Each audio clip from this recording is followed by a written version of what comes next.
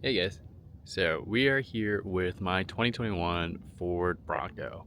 Now, I figured it was about time that I gave you guys my ownership impression of the 6th gen Ford Bronco. So mine is a 2021 Big Bend 2.3 liter turbocharged EcoBoost. Now, this car I've had for just over a year. I bought it around Thanksgiving of last year, and I've put on it now 12,000 miles. And for me, that is quite a bit of driving, especially since this is primarily my daily, but on the weekends, it mostly just sits while I take the 86 out. It is obviously not a stock Big Bend. We have a 2-inch lift, some 33-inch all-terrain, actually mud-terrain Goodyear Wrangler tires. They are a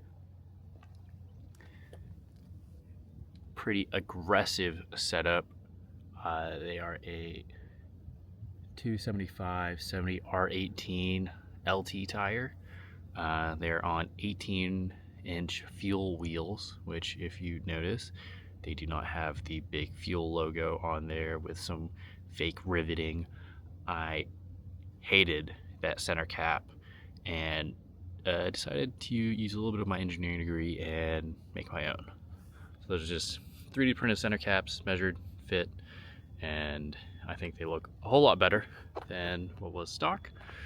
On those fuel wheels, we have some rigid pod lights up front, and to match that orange, I have wrapped my fog lights as well. We have some rough country side steps and rock sliders. Out back, we have the LED Factory Mart spare tire brake light, which is the sequential one. Inside the tailgate, we have this tailgate tray, which I honestly think I'm going to take off of the vehicle because it rattles like nothing else, and you don't need more rattles in this car, and I hardly use it. The interior of this Bronco is wrapped in leather. Like I said, this is a Big Bend and a very base model Big Bend. So from factory, these seats would have been cloth seats, but they're wrapped in leather. Same with the steering wheel, rather leather wrapped steering wheel. And we have these little door cards right here just to increase storage, because these little mesh things do a horrible job of holding water bottles. So inside, I also have a aux beam switch panel, which I have wired up to my ditch lights. The side button right here is for wheel well lights, and my camera button, because like I said, this is a base Big Bend. There's no front facing camera, so instead I wired up my own front facing camera to that monitor over there. Now, this being a base model Big Bend, we have the 2.3 liter EcoBoost 4-cylinder. And I went with the 4-cylinder originally because the V6 that comes in these Broncos, at least at the time of purchasing it, they had quite a bit of reliability issues, bore scoring, and the 2.3 liter was actually more reliable.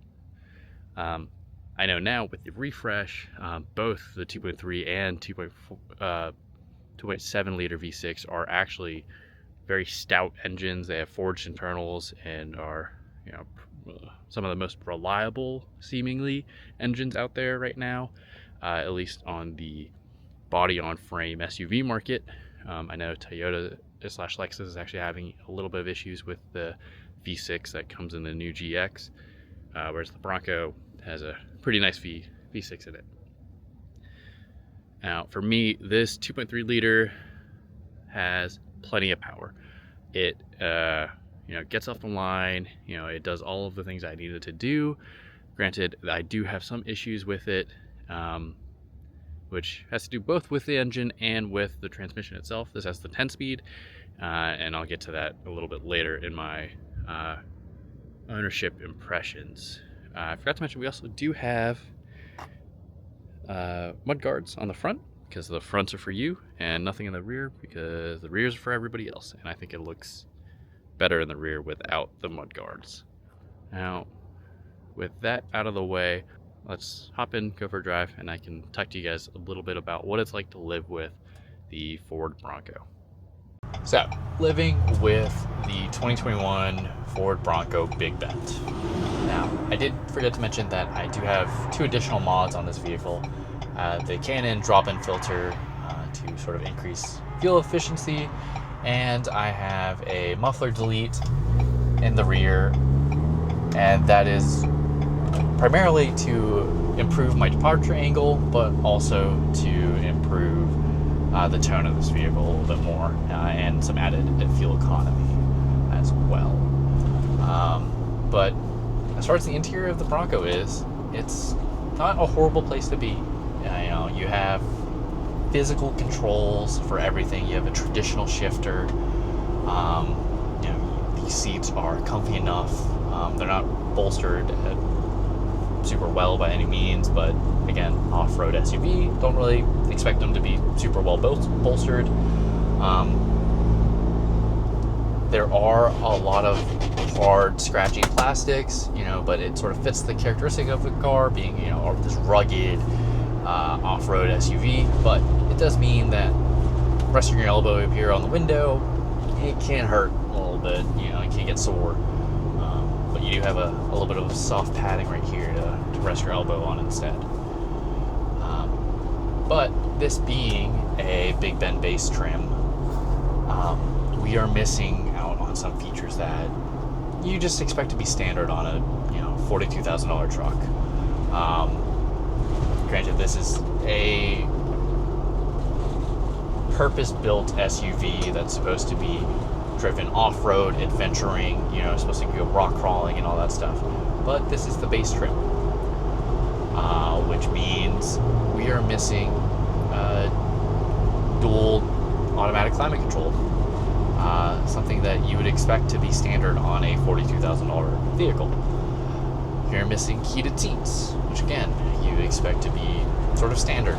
Now, both of those things are fixed by going into the higher trim levels, but at $42,000 starting, you would expect those to be standard already, which they're not.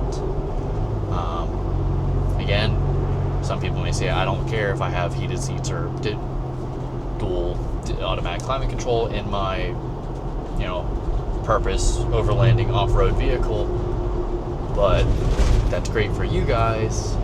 But for what I'm assuming, 75% of the people out there who own a Bronco, who use it as their daily, these are some features that you may want as a consumer to be standard. So something to keep in mind if you're shopping for one of these. Another sort of, not complaint, but weird design choice is this gauge cluster.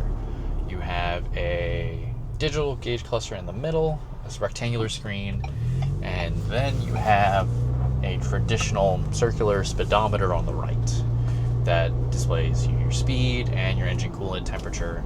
And then in your center screen, you have, again, speed, fuel and your tach. But your speed and tach are this weird bar that goes up and down, which you get used to as you live with the vehicle, but just a weird design choice. I don't like it. I've obviously lived with it, but not something I particularly enjoy. Again, something that is changed in the later refresh models, but if you're shopping around for some of these earlier ones, like I have here, it's something to consider. Now, living with the Bronco. This is the 2.3 liter EcoBoost 4-cylinder. It is putting out 300 horsepower from this little 4-banger, towing around this 5,000 pound SUV. which is a lot of weight and a lot of power for a little engine to be putting out. It sounds and feels high stressed, which it is. It is a high stressed motor, which, you know, doesn't scream reliability. I know in the later refreshed models of the Bronco, you get forged internals for these engines, which, you know, should definitely help in reliability. But earlier models, you don't get that. So again, something to consider if you're shopping around for one of these. As far as power is concerned from this 2.3 liter, there is enough power when you have boost. But being a turbocharged engine, there is turbo lag. So, and when you couple that turbo lag with this 10-speed transmission that is horribly tuned, you get a pretty big lapse in power from when you step on the gas to when you actually receive power, just due to the turbo lag and this transmission's gear hunting. This transmission loves to gear hunt. And I know in the refresh, Ford has adjusted the transmission tuning in this 10-speed to be a lot better. But for these earlier ones, this transmission loves to gear hunt.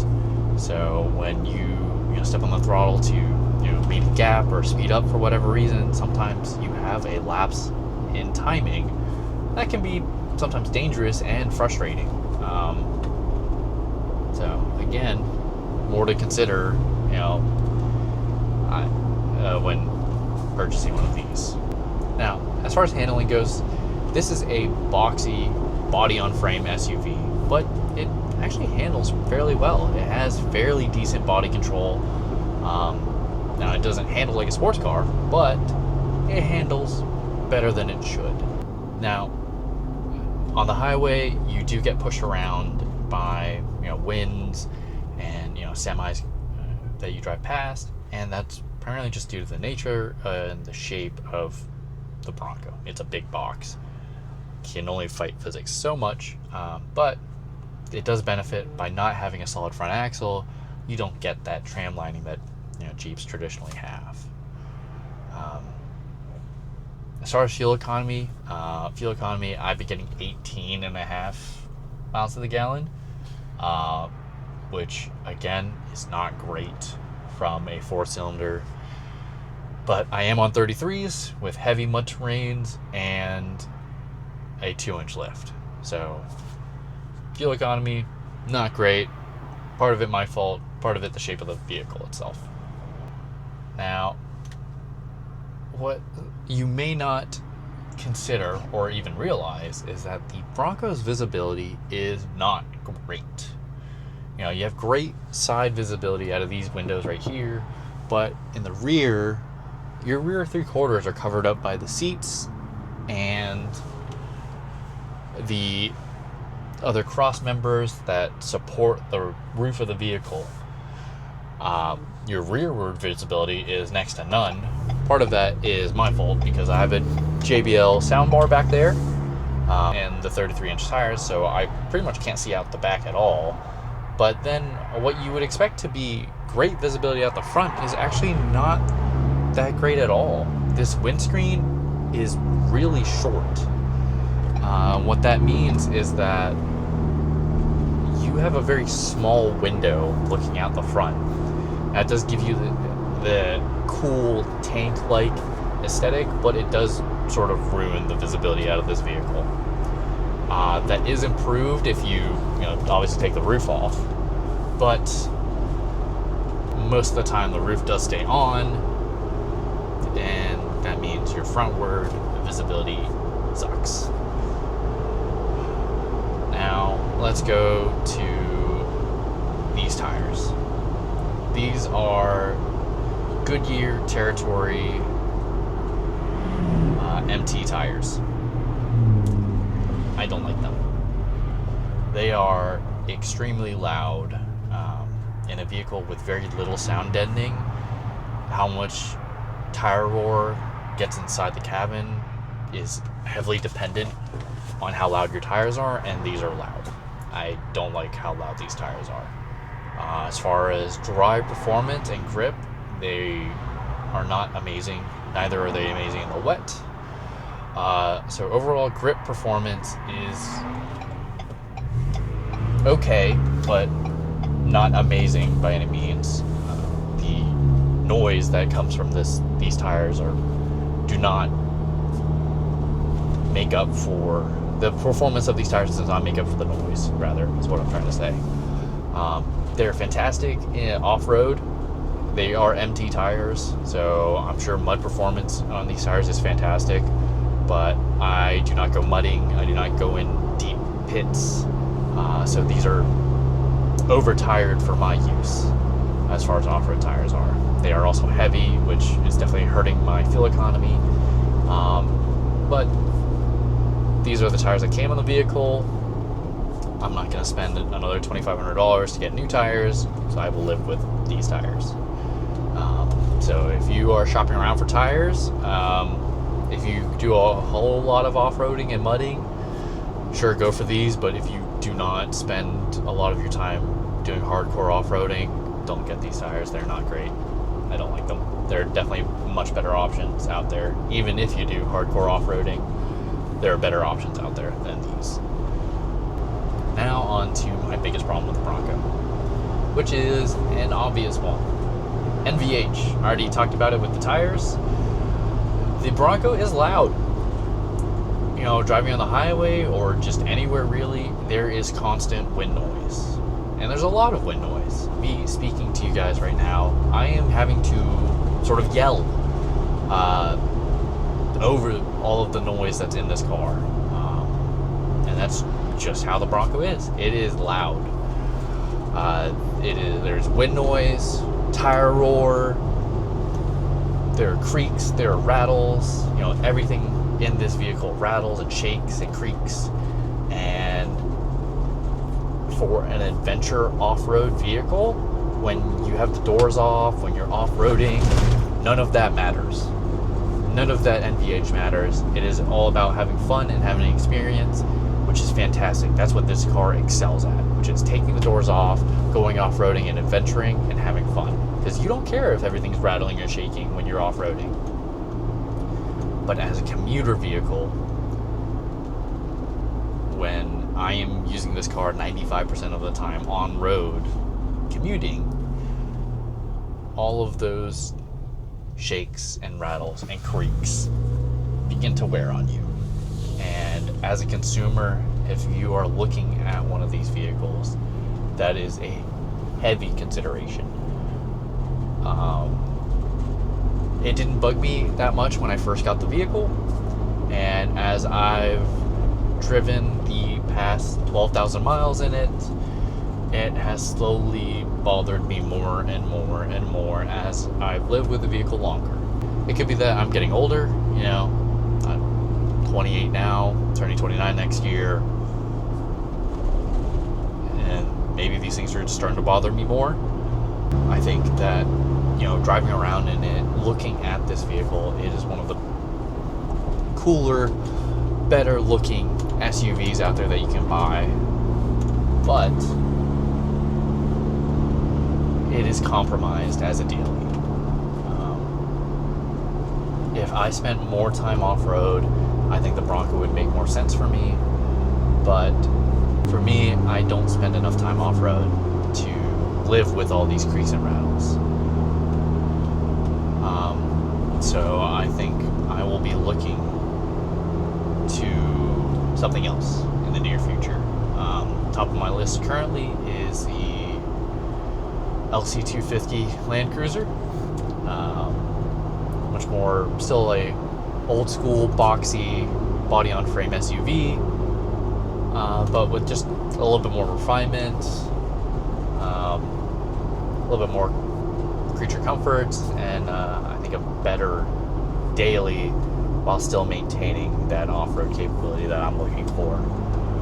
You know, if you are shopping around for a Ford Bronco, I think you should, number one, see if the noise level is something that you can live with and really take that into hard consideration.